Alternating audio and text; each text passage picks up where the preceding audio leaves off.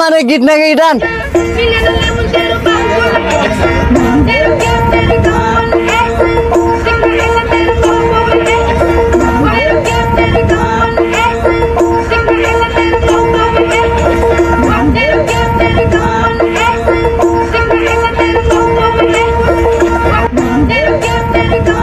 মাহবুব না ও বন্ধু কি অবস্থা তোর? আমার অবস্থা ভালো, তোর এই অবস্থা কে?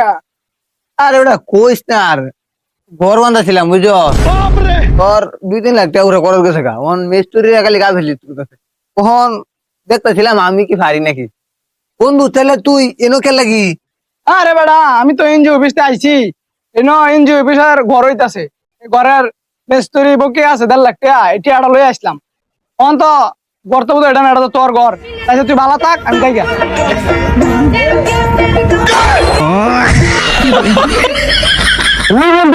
সংসদ করে তো সাবাস